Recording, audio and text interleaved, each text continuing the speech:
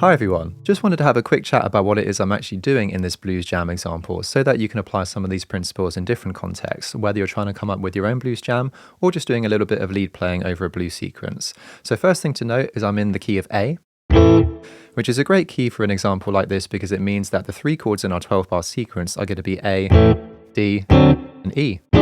Which is great because each one of those has an open string we can use, which is going to be really useful when we're trying to do a mix of rhythm and lead guitar playing. Now, what scale shapes am I using? So we know we're in the key of A, so you might think a good place to start is using our minor pentatonic shape, this one here. One I'm sure you're all familiar with. We can make this the minor blues scale by adding in our blues note, the flat 5, which sounds like this.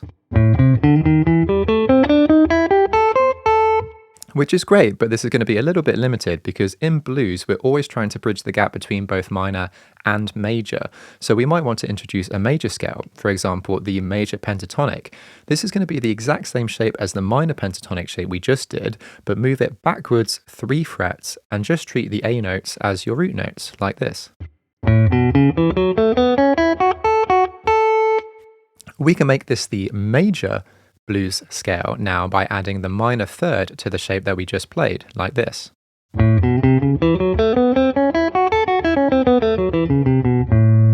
Which sounds really nice and bluesy. Now the next step is we can do a hybrid of these two scales back in our 5th fret position where we started by taking our minor blues scale and adding in some choice notes from the major blues scale, and specifically this is going to be my major 2nd, my major 6th, and my major 3rd. So if I played all of those notes now from both the major and minor blues scales, it would look like this.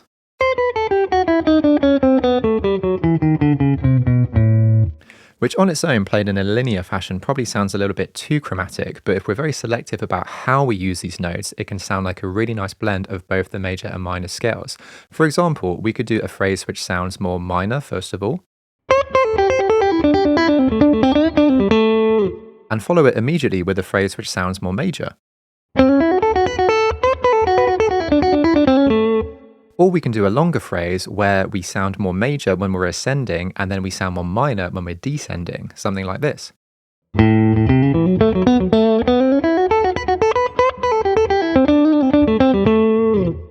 The great thing about this hybrid shape is that when we go to the next chord in the sequence, the D chord, we can take that same hybrid shape and just transpose it up a 4th to the 10th fret position here to play over the D chord. So it would look like this.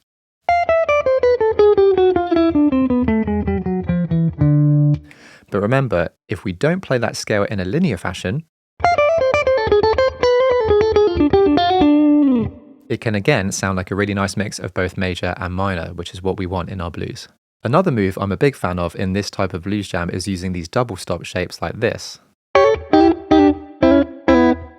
As you can tell, I'm doing this very grace note sounding hammer on or pull off on these double stops, but the principle of whereabouts they are stays the same as what I was just talking about. So it's a mix of both my minor and major blues scales. So for example, this one here, I'm hammering on to a major note.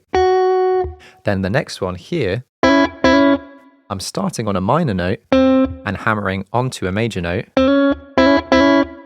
And then the next one, I was starting on a minor note and doing a pull-off to a major note. And these double stop shapes especially just sound super, super bluesy, so it's good to throw in some of them. In terms of applying this into different contexts, I'd say a good place to start is to take that hybrid major-minor blues scale shape we've just been looking at and use it to improvise a solo over a 12-bar blues sequence in some different keys. If you enjoyed this video and found it useful, please give it a thumbs up, and if you have any questions at all, just leave a comment and I'll be more than happy to help. See you next time.